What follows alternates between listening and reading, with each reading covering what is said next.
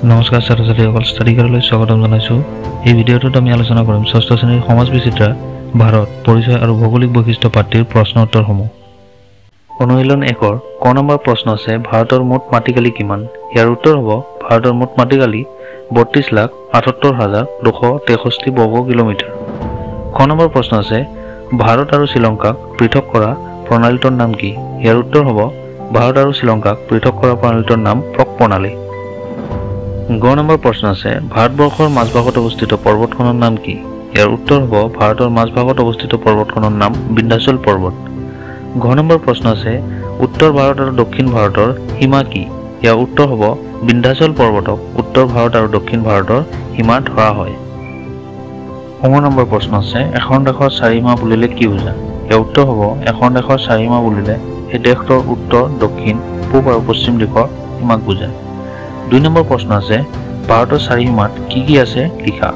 ইয়াৰ উত্তৰ হ'ব, ভাৰতৰ উত্তৰে চীন, নেপাল, ভূটান, উত্তৰ পশ্চিমে আছে আফগানিস্তান, পাকিস্তান, পূবে বাংলাদেশ, ম্যানমাৰ আৰু বংগোপসাগৰ, দক্ষিণে শ্ৰীলংকা আৰু ভাৰত মহাসাগৰ, পশ্চিমে আছে আৰৱ সাগৰ। এয়া আছিল অনুশীলন 1-ৰ প্ৰশ্ন উত্তৰসমূহ। এতিয়া আমি আলোচনা কৰিম 2 নম্বৰ অনুশীলনীৰ প্ৰশ্ন উত্তৰসমূহ। অনুশীলন 2-ৰ ক নম্বৰ প্ৰশ্ন আছে, ভাৰতৰ সীমাৰ প্ৰাচীৰ কি? ইয়াৰ উত্তৰ হ'ব, ভাৰতৰ সীমাৰ প্ৰাচীৰ হিমালয় পৰ্বত।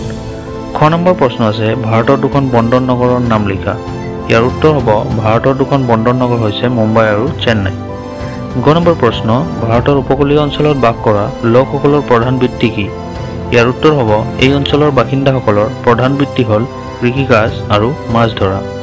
ঘ নম্বৰ প্ৰশ্ন, জাৰোৱাসকলে ক'ত বাস কৰে? ইয়াৰ উত্তৰ হ'ব, জাৰোৱাসকলে আন্দামান দ্বীপত বাস কৰে। 2 নম্বৰত আছে চুমুটকা লিখা। ইয়াৰে ক নম্বৰ চুমুটকাটো আছে উত্তৰৰ পাৰ্বত্য অঞ্চল।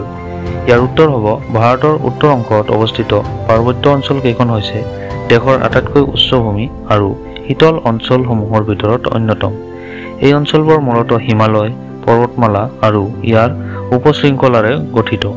হিমালয় পৰ্বত হৈছে পৃথিৱীৰ আটাইতকৈ ডাঙৰ আৰু উচ্চতম পৰ্বতমালা, যি ভাৰতৰ উত্তৰ সীমান্তজুৰি বিস্তৃত হৈ আছে। এই অঞ্চল কাশ্মীৰৰ হিমাচল প্ৰদেশ, উত্তৰাখণ্ড, উত্তৰ ভাগ, অৰুণাচল প্ৰদেশ আদি ৰাজ্যক আৱৰি আছে। এই অঞ্চল মূলতঃ 3টা ভাগত বিভক্ত। 1 নম্বৰ শিৱালিক বা নিম্ন হিমালয়, 2 নম্বৰ মধ্য হিমালয় বা হিমাচল শৃংখলা, 3 নম্বৰ উচ্চ হিমালয় বা হিমাদ্ৰী। হিমালয় পৰ্বতৰ ভিতৰত মাউণ্ট এভাৰেষ্ট, কাঞ্চনজংঘা, নন্দা দেৱী, ধৌলাগিৰি আদি বহু উচ্চ শৃংগ আছে। এই অঞ্চলত বহুতো হিমবাহ, গ্লেছিয়াৰ আৰু হ্ৰদ আছে, যেনে গংগোত্ৰী আদি। ভাৰতৰ মুখ্য নদী যেনে গংগা, যমুনা, ব্ৰহ্মপুত্ৰ আদিৰ উৎস এই পাৰ্বত্য অঞ্চলতে অৱস্থিত। খ নম্বৰ চুমুটকা আছে উত্তৰৰ সমভূমি অঞ্চল। ইয়াৰ উত্তৰ হ'ব, উত্তৰৰ সমভূমি অঞ্চল হৈছে ভাৰতৰ উত্তৰ ভাগত অৱস্থিত এক বিস্তৃত উৰ্বৰ আৰু সমতল ভূমি, যি মূলতঃ গংগা, যমুনা আৰু ব্ৰহ্মপুত্ৰ নদীৰ দ্বাৰা গঠন হোৱা পলি মাটি জমা হোৱাৰ ফলত সৃষ্টি হৈছে। এই অঞ্চল ভাৰতৰ আটাইতকৈ উৰ্বৰ আৰু জনবহুল অঞ্চলসমূহৰ ভিতৰত অন্যতম। উত্তৰৰ সমভূমি অঞ্চল পশ্চিমত পাঞ্জাৱৰ সিন্ধু নদীৰ উপত্যকাৰ পৰা আৰম্ভ হৈ পূবত অসমৰ ব্ৰহ্মপুত্ৰ উপত্যকালৈকে বিস্তৃত। ই প্ৰায় 2500 কিলোমিটাৰ দীঘল আৰু 240 পৰা 320 কিলোমিটাৰ প্ৰস্থত বিস্তৃত। এই অঞ্চল সম্পূৰ্ণৰূপে সমতল আৰু নদীসমূহৰ দ্বাৰা গঠিত পলিমাটিপূৰ্ণ। প্ৰতি বছৰে বানপানীৰ সৈতে পলিমাটি আনি মাটিকালি উৰ্বৰ কৰি তোলে। পানী, মাটি আৰু বতৰৰ উপযোগিতাৰ বাবে এই অঞ্চল কৃষিৰ বাবে উপযুক্ত। গ নম্বৰ চুমুটকা আছে দাক্ষিণাত্য মালভূমি অঞ্চল।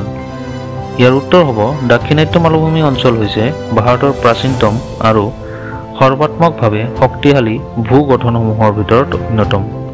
এই অঞ্চলৰ ভাৰতৰ দাক্ষিণাত্য অঞ্চলত অৱস্থিত মালভূমি ইয়াৰ উত্তৰত বিন্ধ্য পৰ্বতৰ পৰা দক্ষিণৰ কন্যাকুমাৰীলৈ বিস্তৃত। এই অঞ্চলক ভাৰতীয় উপদ্বীপৰ মালভূমি অঞ্চল বুলিও কোৱা হয়। ই খৰস্ৰোতা, নদী, পৰ্বত শৃংখলা, উপত্যকা আৰু শুষ্ক জৈৱ বৈচিত্ৰ্যৰ বাবে জনাজাত।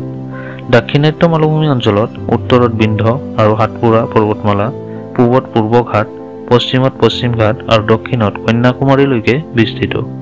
ইয়াৰ উচ্চতা প্ৰায় 600 মিটাৰৰ পৰা 900 মিটাৰলৈ। ঘ নম্বৰ চুমুটকা আছে উপকূলীয় নিম্নভূমি অঞ্চল। ইয়াৰ উত্তৰ হ'ব উপকূলীয় নিম্নভূমি অঞ্চল হৈছে ভাৰতৰ সমুদ্ৰৰ কাষত অৱস্থিত সমতল আৰু নিম্নভূমি অঞ্চল, যি মূলতঃ পশ্চিম ঘাট আৰু পূৰ্ব ঘাট পৰ্বতমালাৰ মাজত বিস্তৃত হৈ আছে। এই অঞ্চল সমুদ্ৰৰ কাষত থকা বাবে ইয়াক উপকূলীয় অঞ্চল বুলিও কোৱা হয়। ভাৰতৰ উপকূলীয় নিম্নভূমি প্ৰধানকৈ দুটা ভাগত বিভক্ত। ইয়াৰ 1 নম্বৰ পশ্চিম উপকূলীয় নিম্নভূমি। ই পশ্চিম ঘাট পৰ্বতৰ পৰা আৰৱ সাগৰৰ মাজত অৱস্থিত।